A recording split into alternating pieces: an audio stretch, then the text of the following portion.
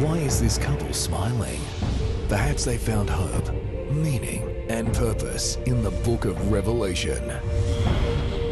Nearly 2,000 years ago, a lonely man on a distant island received a remarkable vision. Some readers have been frightened by his vision, but many more have found in it the hope, meaning, and purpose they were looking for.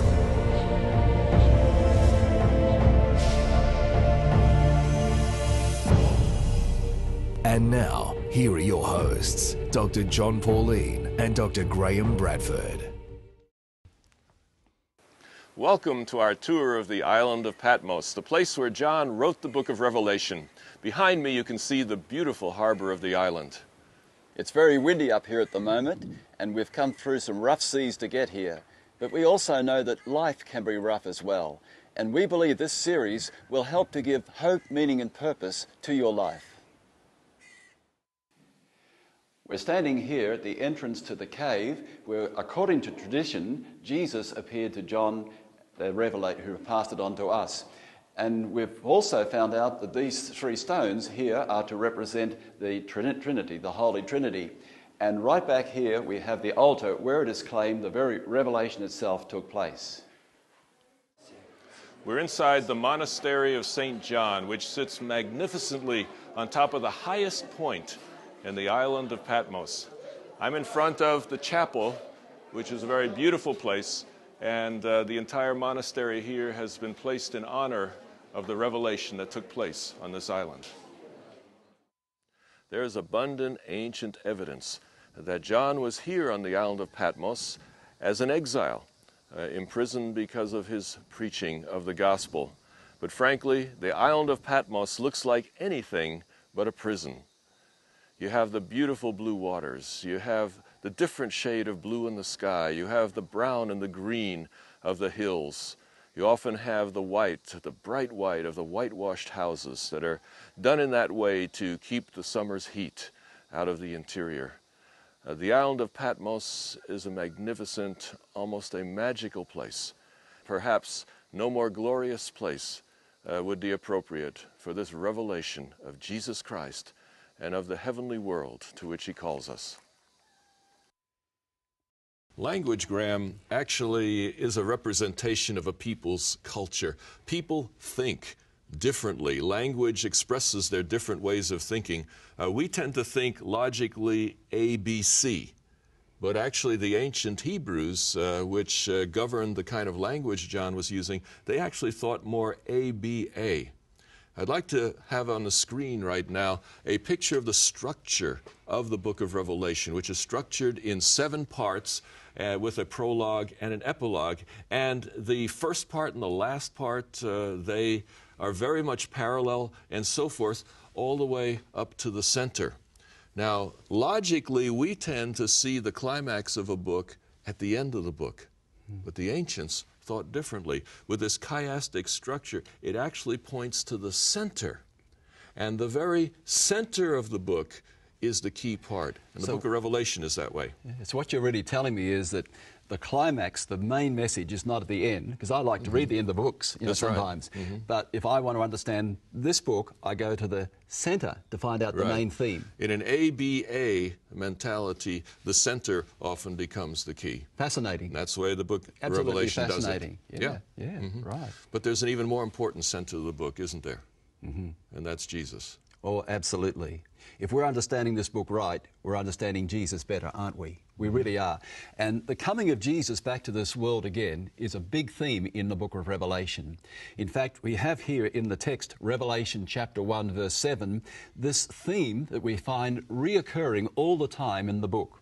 It says here, "Look, he's coming with the clouds, and every eye will see him, even those who pierced him. All the peoples of the earth will mourn because of him." So this book has woven through it the coming of Jesus. Now, we say, how come this book has given hope, meaning and purpose to all Christians? It's because it holds out the hope of Jesus coming back to this world again. This book starts with the promise, and right across at the end, the very last chapter in chapter 22, verse 7, behold, I'm coming soon. And then again in verse 12, behold, I'm coming soon. And again it says here at the end of the book in verse 20, yes, I am coming soon. Now, scholars have often seen, John, as yourself and others, the strong correlation this has between Jesus and the sermon he gave on the end of the world, which dealt with the time of his first coming to this world, stretching through history to the end of the world, giving hope, meaning and purpose to all generations. And after the break, we're going to explore this, why we believe this is the case.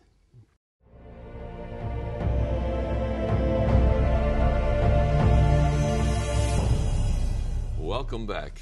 And now we're going to go on a bit of a tour of Ephesus. But before we do that, let's have a look at the map once more so that we can see where Ephesus is. As you can see on the map, it's the closest of the 7 churches to the island of Patmos, and it's the very first one in many ways, an administrative center, one of the most powerful of these cities, and certainly today probably the most spectacular. So let's have a look at ancient Ephesus as it looks today. Okay. Welcome to our tour of Ephesus. John wrote his book to 7 churches in 7 cities in Asia Minor. Ephesus is the first and the most spectacular, and we're about to visit it now. And we really need to emphasize the fact this is where John lived when he wasn't on Patmos. This is the center, the central city of this whole string of churches that we are talking about in the book of Revelation. Behind me is the Odeon, which is part of the government complex here. This was like a city council, and it was where people would gather to discuss the issues of the town. Moving out from the Odeon, which seats about 1,600 people, we're moving down along the street. And you move down this street and you come to the Temple of Domitian, which is significant for us because Domitian was the emperor who was in charge at the time that John wrote Revelation. So the temple to Domitian shows the kind of competition that Christianity would have had in this city and, in fact, in the entire region. There's a very, very beautiful street moving down from Domitian's temple, and it continues on down through various statues and columns. Here we are in the public toilet of ancient Ephesus. Graham, what are you doing? Nothing. What do you mean, nothing? It's none of your business. This is a family program. All right, let's see if I can do this delicately. Many people probably believe that plumbing was invented maybe 50 or 100 years ago. The reality, ancient Ephesus had a nice plumbing system. Water was constantly flowing under these toilets, carrying away the waste and the smell. There were channels here of water moving along where people could wash their feet or clean themselves afterward. And frankly, it was rather a chummy experience. John, have you seen my keys, my car keys? Your car keys? Oh, no. Now that John's gone down and retrieved my car keys, we can continue the tour.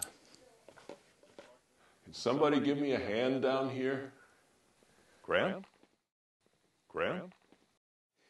We're walking down the main street, which is a very impressive walk. We're heading towards the Library of Celsus, and we can see here the terraced houses of the wealthy people who lived, the nobility. And it is said that the street was lit up at night, and to have houses like this on either side must have been a very, very impressive sight. We move down and we see now the Library of Celsus. This library is a facade. Out the front it looks very grand. Inside it doesn't quite match what it looks on the front. And here we can see the temple to Artemis, the goddess of the Ephesians, sometimes called Diana of the Ephesians. All we see now is an empty hole, basically, with a few columns left.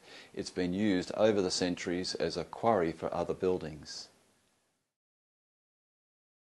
And this is the theatre here at Ephesus, seating 25,000 people. It is here that they had their plays and their dramas, and later on they had their gladiator fights and naval battles. The bottom was filled with water. Real blood was shed for entertainment.